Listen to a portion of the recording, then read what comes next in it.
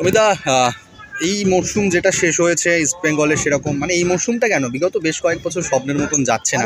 তো এবছর মুখ্যমন্ত্রী মমতা ব্যানার্জি বলে দিয়েছেন যে মোহনবাগানের দেখে শেখা উচিত, যেরকম করে দল গঠন হচ্ছে সেইভাবে দল যদি গঠন করা হয় সাকসেস কেন পাচ্ছে না। সেই কথা শুনে ভালো রকম দল গঠনের স্ট্র্যাটেজি এবং ইস্ট বেঙ্গল গঠনগুলো শুরু করে দিয়েছে। তানভয় সিং তো এটা ভারত ফুটবল হেড যিনি, তিনিও সব বিষয়টা দেখছেন। কি বলবে তুমি, মানে যারা যে দলটা আছে সবাইকে বাদ দিয়ে নতুন গড়ে তোলা উচিত, নাকি যাদেরকে নিচ্ছে খবরে আছে বেশ কিছু ভালো ভালো ফুটবলার যাদের নাম তুমিও বোধহয় শুনেছো, বিপিন সিং এর সে এডমুন্ড রয়েছে ইন্টারকাশি থেকে, কি মনে হচ্ছে? সব কটা ফরেনারকে ইমিডিয়েট বের করে দেওয়া উচিত ইস্ট বেঙ্গলে, যখন পারফরমেন্স নেই, সেরকমভাবে রেজাল্ট নেই। দেখো আগের বারে প্লেয়ার খুব যে খারাপ নিয়েছে তা নয়, তুমি বলতে পারবে না। জিকসানকে নিয়েছিল, তাই না, আনোয়ারকে নিয়েছিল, খারাপটা কোথায় যারা খেলেছে? আমি জানি না ইস্ট বেঙ্গলের যে সমস্ত প্লেয়ার, চুং নুঙ্গা 7টা না 8টা রেড কার্ড, তারপরেও সে কোচের কোনো ভূমিকাই নেই তাকে নিয়ে, অফিসিয়ালদের কোনো ভূমিকাই নেই, সে দিব্যি খেলে যাচ্ছে। এতগুলো রেড কার্ড, সে দিব্যি খেলে যাচ্ছে।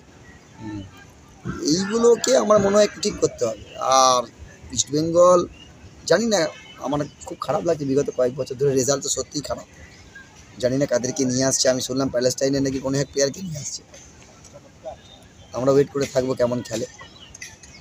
আর কোথাও আমার মনে হয় যারা প্লেয়ার আনছে বা যারা প্লেয়ারদের দেখছে বা আনছে, আমার মনে হয় এগুলো প্লেয়ারকে দিয়ে বাঁচা উচিত।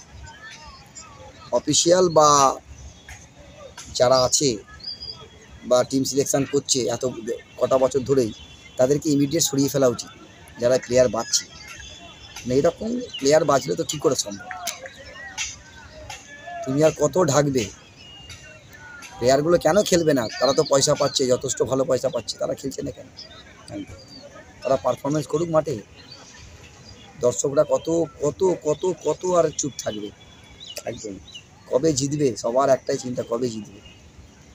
তো আমার মনে হয়, জানি না যারা আছে কি করছে, কীভাবে টিম করছে, বোঝা যাবে এবারে টিম কেমন হচ্ছে না হচ্ছে।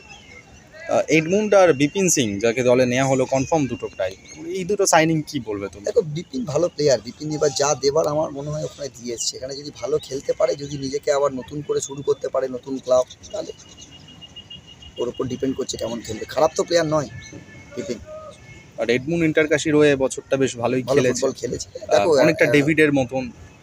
ইন্টারকাশি খেলা আর ইস্ট বেঙ্গল খেলা আর মুম্বাই সিটি এফসি খেলা, দুটোর মধ্যে অনেক তফাৎ। এখানে তোমার ঘাড়ে, তোমার পাশে, তোমার সামনে সবসময় সমর্থন, সেটা অনেকটা চাপের। অনেকটা চাপের। যদি আমাকে বলো, আমি বলবো ইমিডিয়েট টিমটাকে গঠন করে তাড়াতাড়ি, যত তাড়াতাড়ি হয় কলকাতা লিগটা খেলা। কলকাতা লিগটা যদি খেলিয়ে যদি ঠিকভাবে করতে পারে, মানে ফরেনার তো অ্যালাউ নেই, আমাদের বঙ্গ সন্তান প্লাস আমাদের স্টেটের বা আদার স্টেটের যে সমস্ত প্লেয়ারগুলোকে নিচ্ছে, সবাইকে কলকাতা লিগ থেকে স্টার্ট করিয়ে টিমটাকে গুছিয়ে দিই, তাহলে একদম এই মরশুমটা হয়তো সব সাইনটা নিয়ে কি। আমি তোমাকে একটা কথা বলতে পারি, সাইন কে করছে সেটা বড় ব্যাপার নয়, তুমি ক্লাবের জন্য কতটা পারফর্ম করছো সেটা বড় ব্যাপার। কোন ক্লাবার হয়ে খেলছো এটা তোমাকে বুঝতে হবে। ক্লাবটা কী, কারা খেলা দেখে বা কারা আসে, কী কষ্টে আসে, এটা বুঝতে হবে। আমরা দেখলাম দিয়ামান্তাকসের মতন সোনার বুর্জই প্লেয়ার এসেও হারিয়ে গেল। দিয়ামান্তাকসের কথা বলতে ভুলে গেছি, তো খারাপ প্লেয়ার নয়, তুমি তো বলতে পারবে না। সোনার বুট জিতেছে, আসার পরে ওকে খুঁজে পাওয়া গেছে কি?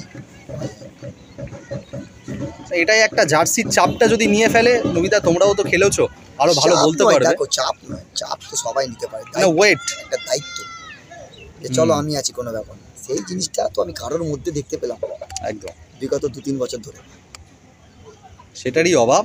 তবে তুমি কতটা আশাবাদী যে হয়তো এই সব ভুল আশায় তো আমরা বসে আছি, কবে ইস্ট বেঙ্গল ভালো খেলবে, ভালো ট্রফি পাবে, এটা এখন দেখা।